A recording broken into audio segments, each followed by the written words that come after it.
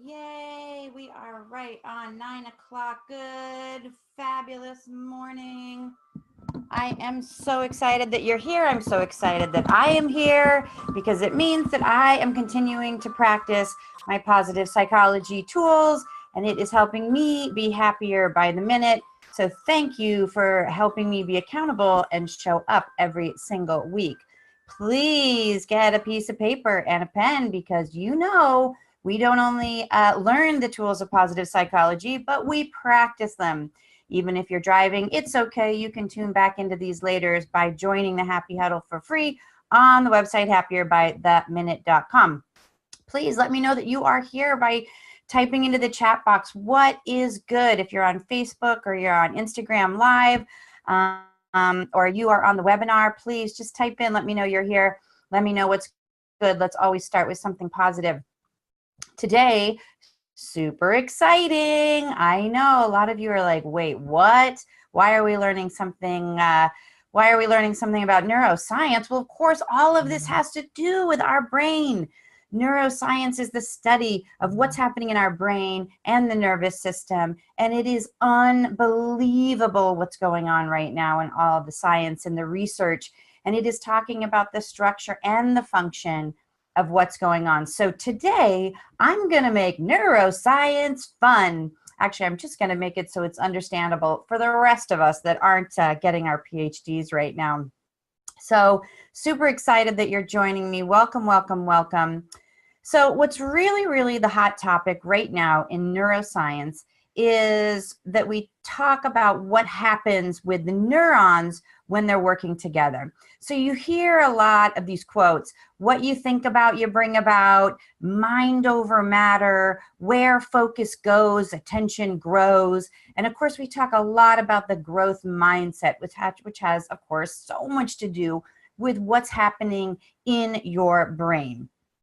So let's talk about neuroplasticity. If you have not heard this word, you probably aren't listening to a lot of TED Talks, but lucky for you, I do.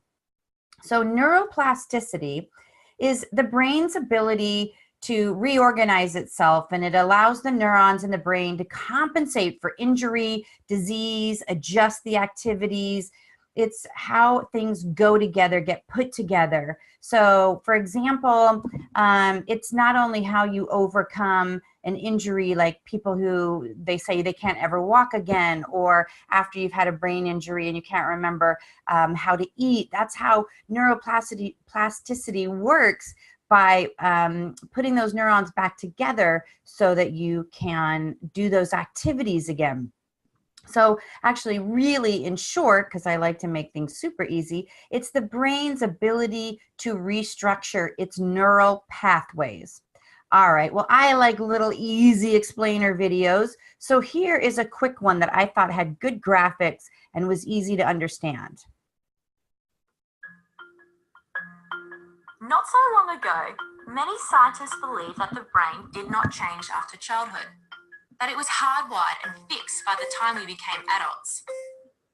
But recent advances in only the last decade now tell us that this is simply not true.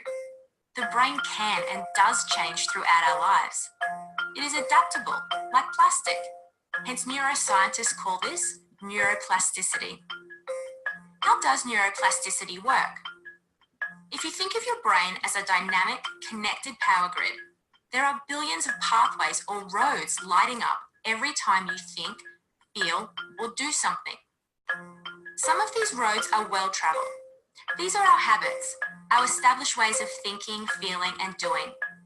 Every time we think in a certain way, practice a particular task, or feel a specific emotion, we strengthen this road. It becomes easier for our brains to travel this pathway.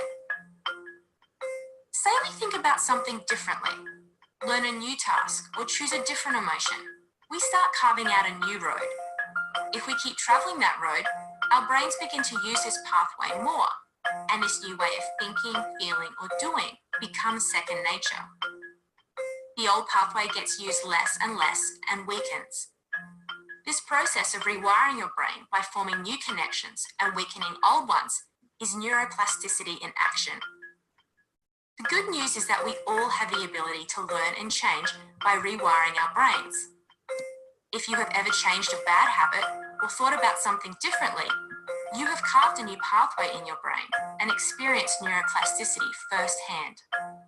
With repeated and directed attention towards your desired change, you can rewire your brain. And that's it. That is the simple definition of neuroplasticity, is the ability to regroove those pathways and create new ones.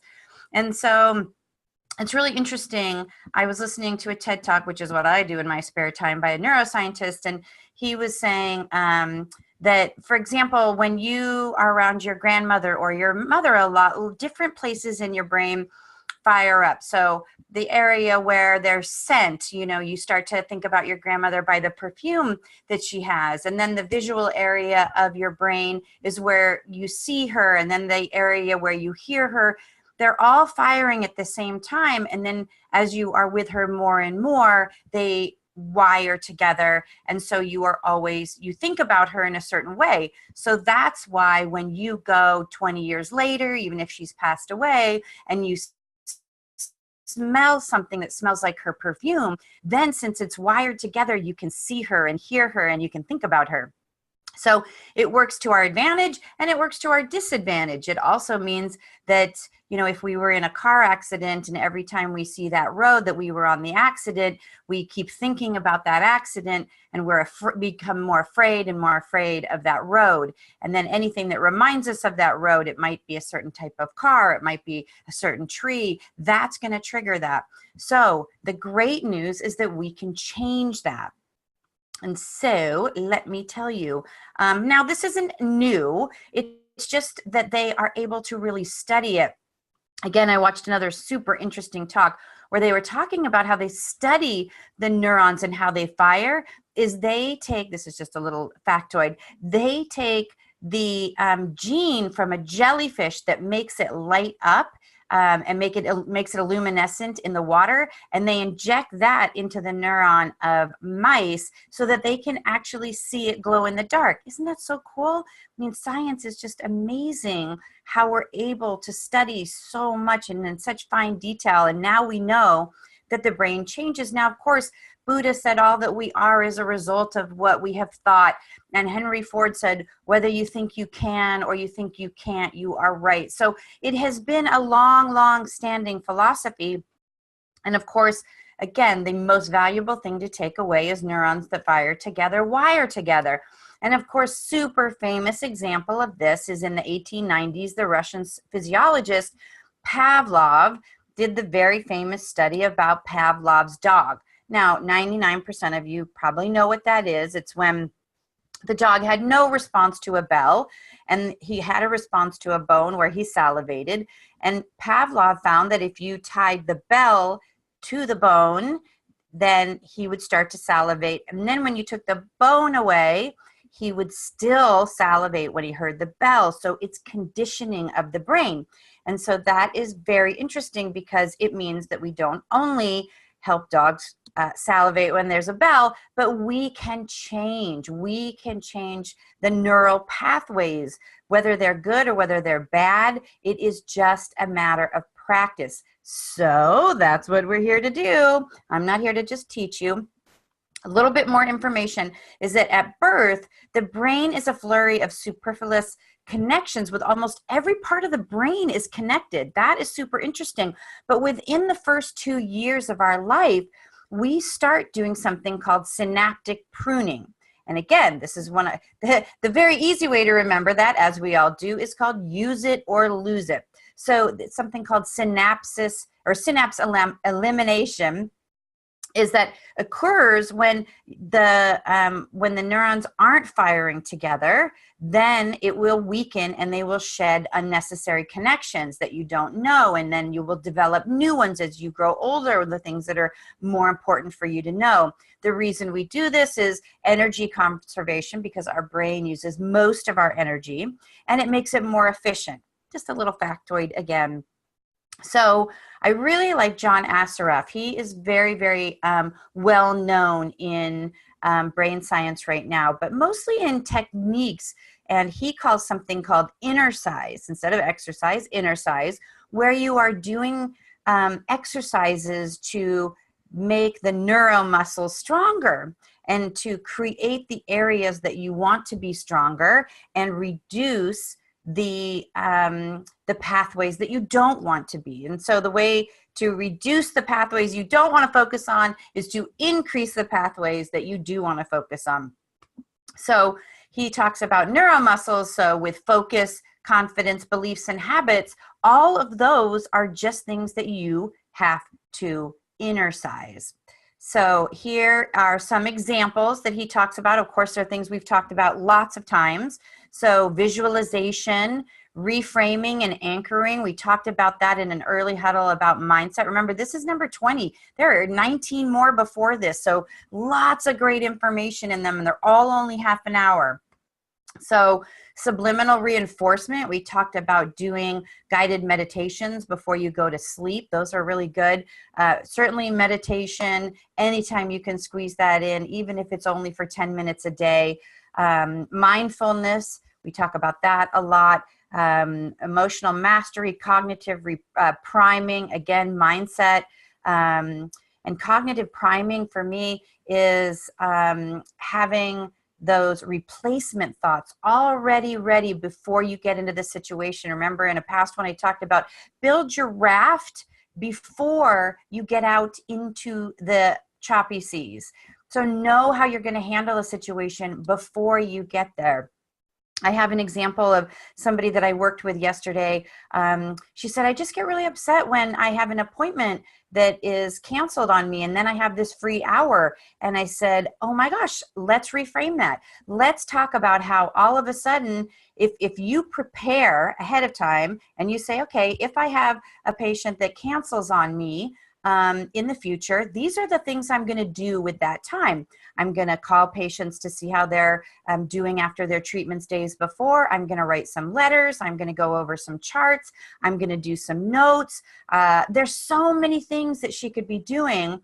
And she was like, oh my gosh, I never thought of that. And she said, I'm so motivated. I'm so excited now. I have so many things I can do in this hour. And I said, right. And now you've got that list so that if someone cancels on you, you're not all of a sudden, oh gosh, I'm so bummed. You're going to say, awesome. There's all these things I know I can do with this hour. And so again, if you prepare before you get out into the choppy seas, then you don't have that initial reaction, which of course, background music, which of course is the is those pathways that you have already fired. Okay. So habit formation, brain rescripting, brain activation, mental contrasting, and cognitive dissonance. Okay. So the next one. Okay. So forgive me. There's the background noise. So just ignore that. So now what I do in my spare time is I watch something called a brain-a-thon. Now you might be watching Cake Wars or some chef show or Real Housewives, but in my spare time, I'm watching brain-a-thons. But that's okay because I break it down for you and I bring it to you. So that's John Assaraf on the left. And again, really great stuff from him. You can Google him and see his things. But on the right there is Sarah McKay, and she is the founder of the Neuroscience Academy, and he had her on, and she had some really great tips. So of course, I want to grab them and bring them to you because I thought they were really simple and easy for you to use. So what she talked about is refire. And of course, we all like it when it's easy to remember in some anagram. So R is for reason, E is for engage, F is for feel, I is for imagine, R is for repeat, and E is for extend. So let me explain those. So again, this is how to refire your neurons and rewire your brain for what you want to focus on, what you want to achieve, what you want to build. Because the neurons that fire together wire together. So R is for reason. Find your why. Of course, we know Simon Sinek talks about finding your why, but if you know what your motivation is, then you're going to know why you want to do it, and you're going to be motivated, and it's going to keep you on track, and it's just going to make it easier to stay on track. E, engage. This is absorb yourself in learning the task. So for example, if your why, you want to learn more, you want to learn the guitar, in knowing your why is because I really want to learn a new skill. I want to keep my brain strong. I really like music. I really would love to achieve that. I want to learn how to play something by Eric Clapton. That's your why. I can entertain my family and my friends. Engage, absorb yourself in the learning task. That means schedule the time, turn it into flow, make it so that you're not distracted. You're not trying to learn it, you know, every 10 minutes when you can, on the weekends, if you don't get invited to something and Cake Wars isn't on. Really engage yourself in the task. Find the ways you're going to do it. Sign up for that course. Take that YouTube channel and go through each of the lessons. Really absorb yourself in it and make it something that you are going to do 100%. Feel, find the sweet spot between boredom and fear. Again, that is flow again. So you don't want it to be too easy, and you don't want it to be too hard or too challenging, because then it'll just make you want to give up. So you've got to find that sweet spot where you feel like you're really accomplishing it. You know, this feel is really good for when you want to visualize as well your success, or that you are learning how to play the guitar. Really feel how amazing that's going to be when you have mastered that song and you get to play it in front of a lot of people. And then imagine, of course, that leads right into rehearsing it into your mind's eye. When you feel it, when you're imagining it, it makes those grooves, those pathways, that road way stronger. And so it's just imagine, rehearse it. We talked about that in the last huddle with athletes, and how they not only, Michael Phelps doesn't only imagine him swimming from one end to the other end. He imagines his race from the stands, from the water, from the deck, from where his mom is sitting, from before it starts, from after it starts, from the middle of it. He does 360 degrees of rehearsing it. And we all know how well that has worked out for him. So I highly encourage that. Again, visualization. And visualization, I got my vision board behind me there. So again, keep it really close to you in any way that you can rehearse it. Have it around you all the time. Look at that vision board. And then repeat. Deliberate practice makes perfect. And deliberate, really think about that word. Again, it's not just when you can find spare time. It is really about focusing and making special time for, even if you want to change a thought about how you feel about yourself.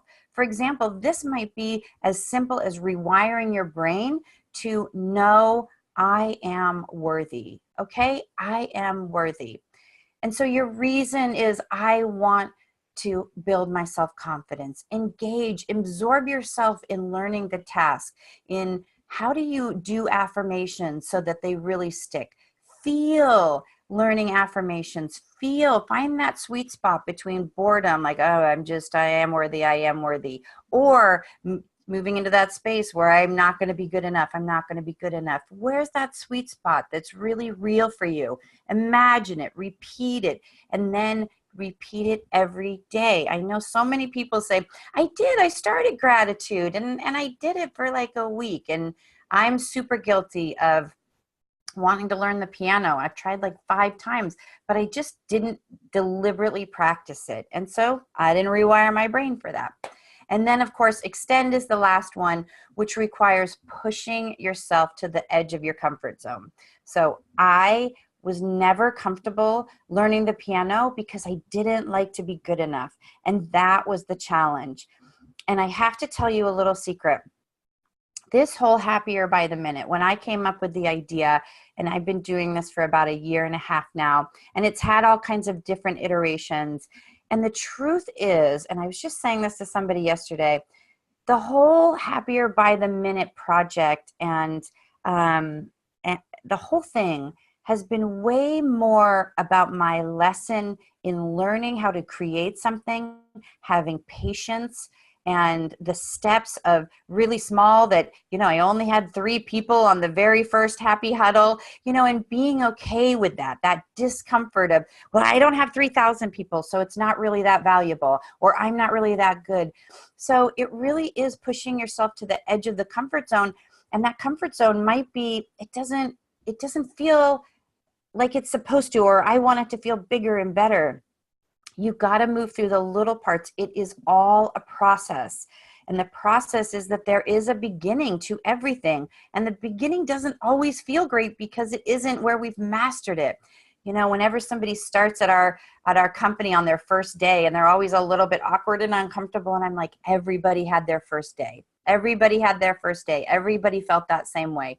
So it's okay. And in a year from now, you're going to feel a million times better. So get comfortable with the discomfort. Okay, I went on a little bit of a rant on that one. So, all right, this is where we get out the pen and the paper, because I think it's super important. Again, to rewire, a lot of it is by practicing, using your pen and paper, not just typing it on a computer, but to really think about things. And so in order to rewire, let's talk about some of the things that we're going to do. So the first one, and again, if you're driving, you don't have to do this, obviously, but you can go back to, once you subscribe at the Happy Huddle on my website, you have access to all of these over and over again. So the first one is is to eliminate a distracting behavior. So let's just shout it out right now. What are you going to do? What is one distracting behavior that you are going to eliminate? Because you have to get rid of distractions in order to focus on the areas that you want to create and that you want to form a new pathway. So for example, if you're on social media all the time and you're just scrolling through your Snapchat and your Instagram and your Facebook, is that a distraction? Because that's just a pathway. And is that a pathway that is helping you move forward? Eliminate destructive behavior. What is one thing that you want to get rid of? Is it eating bad food? Because certainly our diet impacts how our neurons fire. Is it by talking really negatively about other people? Is it showing up late, which causes a lot of stress for you? There's all kinds of different destructive behaviors that you have. So pick one. Let's pick one to get rid of. And then eliminate negative beliefs and thoughts. Write down some of those negative beliefs and thoughts that you have, because the more we think about them, guess what happens? The deeper the path, the stronger those neurons are fired together, and they're stronger, they're wired together. So we need to reduce those by building up the other ones, but know which ones, be aware of them so that when they pop up, I'm fat, I'm ugly, I'm not smart enough, I'm not good enough, I'm not pretty enough, I'm not lovable enough. What are those thoughts? Know them so that you know when they pop up. And remember, we have that tip of keeping a rubber band on your wrist. You can keep a rubber band. Whenever that thought comes up, snap that rubber band, and you're going to have a replacement thought for that. Eliminate negative people. Okay, now I'm not talking about take them out. I'm talking about just eliminate them from your life. I think that we all know that we have people that are complaining a lot. Oh my gosh, I've heard a lot of people this week. I'm super and hyper aware of the people who say, I'm just miserable. Gosh, I'm just I'm always really anxious. I'm really frustrated. It's not going right for me. It's just a bummer. And I'm always, I just don't like what's happening. I don't really like this job. And I'm so tired of the people I'm working with. Oh my gosh. Now, if they're looking for help, awesome. But if they aren't looking for help, you know what? That's their gig. And really what you want to make sure that you're doing is not letting it impact your wiring and your firing. Because every time you hear that, you start to think, oh, maybe this is kind of a miserable place to work. But so eliminate them as far as just avoid them. So of course, you don't just need to eliminate things, but you need to increase things. So what is it that you want to increase? So write down one replacement thought that you want to remember and that you want to increase? What's one replacement thought? So for example, if it's I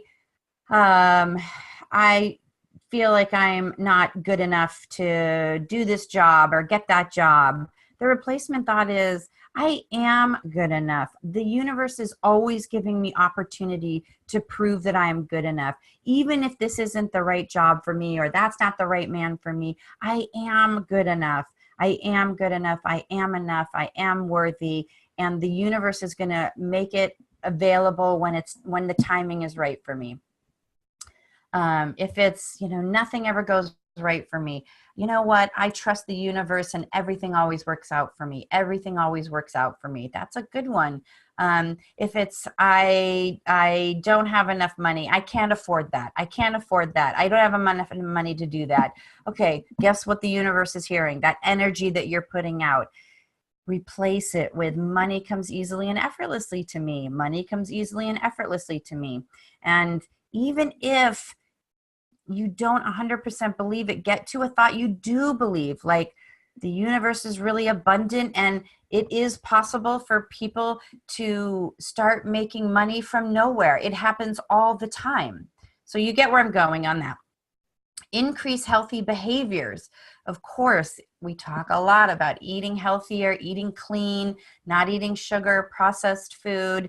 So what's one healthy behavior that you want to add? And if it's increasing more vegetables, if it's increasing exercise to 10 minutes a day, or it's increasing more positive affirmations, what's a healthy behavior that you want to increase right now? Again, this is just priming your brain for the places that you want to build on. Increase new experiences and learning. So what do you want to learn? What's one thing? It can even be small. I want to learn how to bake chocolate chip cookies.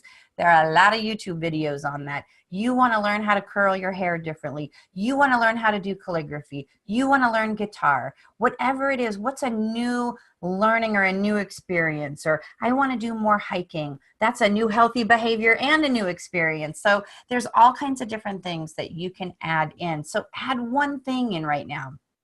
And increase positive relationships. Replace those negative ones with more positive ones. Who's the person in the office who is always in a good mood? Just start hanging out with them. Who's the person at school? They might be a total nerd, but do you want to hang out with the cool kids who are always talking about how miserable they are and how hard things are and talking bad about other people? Or do you want to hang out with the nerd, which doesn't really mean anything to me, but if you have some belief about that, what you really want to do is say, who are the positive people? Without judgment of who they are and what they look like or what you think about them, just stick around more positive people and you will find that they actually might be way cooler than you thought. So every day, remember these tips, okay? And we've gone through these many times, but gratitude, affirmations, meditate, exercise. I didn't have sleep in before, but I've added it because everybody's talking about the importance of sleep now. And optimistic narrations, being optimistic in visualizing. Now, of course, if you were with me in the Happy Huddle 8 or 9, it was number 9, then you know that, or maybe it was 8, I can't remember. Anyway, it's back there, and it is for the morning ritual. It is games on. So it's easy to remember that these are the things that you want to add to increase your neurons, increase positivity, increase those neural pathways that you want to build. If you're doing all of these things every day, even a tiny bit, you are building a healthier, happier brain. It really is. It's science. It's neuroscience. I've done the studying for you. You don't even have to do it. So remember, gratitude, affirmations, meditate, exercise, sleep, and optimistic narrations. And I like this quote because if you do not run your subconscious mind yourself, somebody else will run it for you. That is really true. And that somebody else is either the advertisers, the media. Gosh, please stop listening to the news. If you do not run your subconscious mind yourself, someone else will run it for you. Do you really want the news with all that negativity and all that pain and all that horror to be running your subconscious mind? Or would you rather be listening to YouTube videos about positivity and affirmations and that the world is good and there are just as many good things happening as there are bad things? We just don't have a news channel that says that. Do you want your subconscious mind to be run by your parents or by the negative people that you work with or the negative person that you're living with or the negative book that you're reading? Just think about who you want to be running your subconscious mind. And you know what? It's got to be you. You, and you know what you got to do. You got to practice. And one way to practice is to show up here every single week. Even if you can't do it live, then you can watch them on the replays, because it really is one way to be happier and own your subconscious mind. Wake up and live your life intentionally. Wake up 5 years from now going, I knew exactly where I was going to be. I knew exactly what I wanted to be, and I got here, as opposed to, how did I get here? Live intentionally. Thank you so much. I know we are right on 9:31. Sorry. Oh my gosh, I always go over a little bit because I get so excited. But thank you so much for allowing me to come into your life for this half an hour, giving you some tips and tools that I know will help you. And I really always appreciate it if you share, let people know, let me know what you took away from this. And I just really, really appreciate you. And I cannot wait to see you again next week. Thank you. Have a totally awesome day.